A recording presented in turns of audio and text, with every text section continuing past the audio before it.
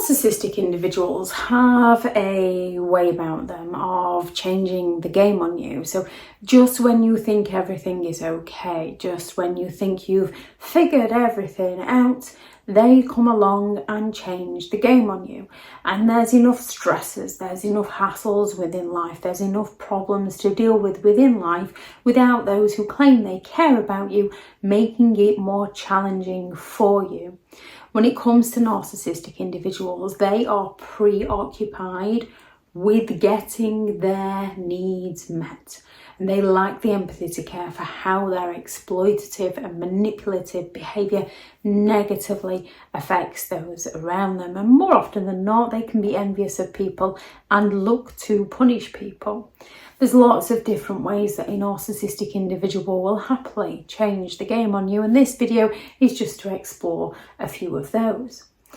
When you first meet a narcissistic individual, they will more often than not promise you that love. They will shower you with a love and attention and affection and support, and then when they've got you where they want you, they suddenly withhold all that love and attention, affection and support. Not only do they withhold it, they make out that it's your doing. So you believe you've got to change and work harder to please them, to bring back that nice person, which is actually just an act, an illusion, a manipulation tactic to get their needs met. Narcissistic parents are very good at this. They will pick their children up when they need that supply from their children. They will go all out to spoil their children. And then when they see a nice shiny new supply, or when they believe their children have criticised them in some way, they go all out to withhold things for their children. They claim more often than not it's discipline. However, it's more dictatorship and control. They're looking for the upper hand.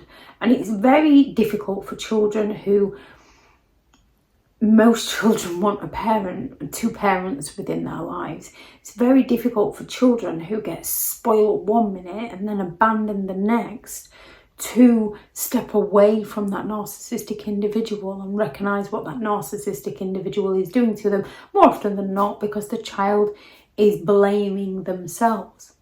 A narcissistic person can act nice and attentive in public when they want something from you. If you're a child of a narcissistic parent and you like a particular sport that the narcissistic parent is interested in, the narcissistic parent might happily take you wherever it is you need to be. Yet if the narcissistic parent has a better offer, they'll find a way to suddenly drop you, and they use the excuse that they're the one that always does it for you. Therefore, somebody else needs to. So children often take the narcissistic parent's side. So they will act nice when it makes them look good, when they want something from you, yet they will outright ignore you when they don't. Or they will even criticise you and mock you when you fail to reach the narcissist's expectations. You can enjoy going for a run. And because living in an environment with a narcissist can drain you, they can encourage you to go out for your run. Go and enjoy yourself. You always feel better, so you feel like they're being supportive. Yet while you're out, they use weaponised incompetence and they do diddly squat in the home. And they destroy it and they make a huge mess. So when you walk through the door, you're left with the burden of cleaning up after them, which instantly brings you crashing back down, and then they get offended towards you. Well, that was supposed to make you happy. Well, don't ask me to do anything for you again. You don't appreciate anything I do. You're the one that then feels guilty.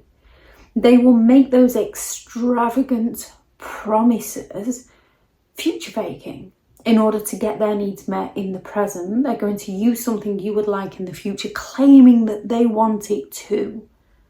And then once their needs have been met, they forget all about that promise they made to you. They deny all knowledge, or they claim that you're the one that's making it challenging for them, or they use excuses of next year, next month, after this.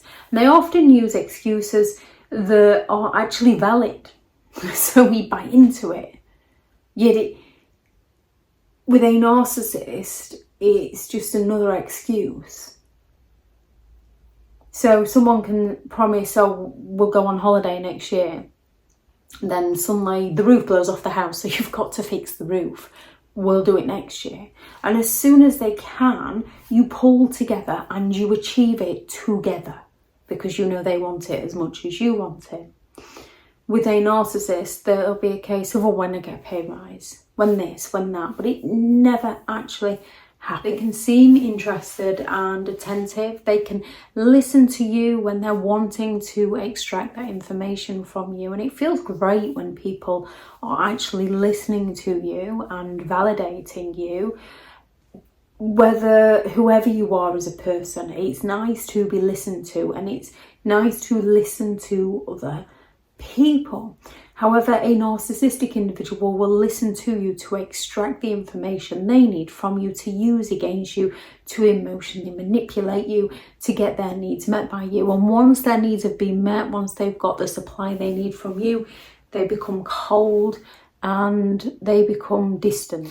They will do something for you and tell you that you can count on them. They'll always be there for you. And then they go right ahead and prioritise a complete stranger and find a way to blame and shame you for expecting them to do something that they once promised that they would do. They will flatter and praise you. It's insincere praise. They don't give genuine compliments. They flatter and praise you to lift you up, and then they criticise you and demean you, yet they do it in a way of claiming that it's only because they care about you, when they're actually trying to sabotage you, when they're actually trying to make you feel inferior so that they can feel superior. They will pretend to be interested in your hobbies, in your goals, in your plans, in your career. Again, they're usually just doing it to gain the information, and then they'll be highly judgmental of you. We can all embark on a new path of something, be it a new career, a new hobby, a new sport, whatever it is. We've got areas we need to learn. The second you fail at something, a narcissist is not going to be supportive. They're going to mock you. They're going to humiliate you. They're going to claim, see, I knew you could never do that. They're not going to encourage you to try again. They're going to bring you crashing down, but yet they're going to do it in a manner where they're claiming they're only doing it for your own good, to save your embarrassment. They appear very open and honest in the beginning when they tell you all the woes of how other people have treated them so unfairly and all the struggles that they have been through, because they've always suffered far worse than anybody else in the world. And you think they're being vulnerable, and you think you can connect with them. Once they've got you where they want you, they become very, very secretive, and they become very distant. And it leaves you often questioning what you did wrong. The sudden shift in behaviour, more often than not, leaves you confused and looking to bring the person back that can treat you well. Narcissistic individuals tend to have those two sides to them. There's the admiration phase, where they're putting on a front to gain your admiration, to gain the attention, to get their needs met, to sell you an illusion of who they could be. And then there's their envious phase, when they're not getting what they want from you, so they seek to destroy you and bring you down any way they can to hurt you. And as we know within ourselves, we're not always at our best. You do, when meeting new people, put your best face forward. You kind of then excuse the narcissist rather than recognising their manipulation, recognising their pattern of behaviour, the idolisation, the devaluation, the intermittent reinforcement, the discard, the smear campaigns, the Hoover, recognising their gaslighting and blame shifting and the silent treatments and triangulation. And more often than not, you've actually been raised by this. So you're raised to believe that behaviour is normal when it's far from normal. It's abusive. If anyone has any thoughts on this video or any other ways that narcissistic individuals change the game on you, please do add those into the comments for people reading through. Thank you very much to all the returning subscribers and your continued support of the channel. It's greatly appreciated. If you are new to the channel, I'm Elizabeth Shaw. This channel is all about narcissistic behaviour to give you more understanding of the people you might be dealing with within your life, how to handle yourself around those people if you cannot go no contact, and different methods to find what works for you to help you understand and overcome narcissistic and emotional abuse. If you do find the information helpful on the channel, please do subscribe. If you are looking for further help and support in understanding and overcoming narcissistic and emotional abuse, I do have several online guides available, and those teachable links are in the video description. If you're looking for someone to speak to, I have partnered with BetterHelp, and their sponsored link is also in the video description. I do also have several books out on Amazon, 15 Rules to Deal with Narcissistic Individuals if you cannot go no contact, a Narcissist Handbook, which is the ultimate guide to understanding and overcoming narcissistic and emotional abuse, and how to create boundaries around those who have no respect for your boundaries. They'll also be in the description if you'd like to go and check them out. Go out there and create the day that you deserve, because you do deserve to have an amazing day. Bye.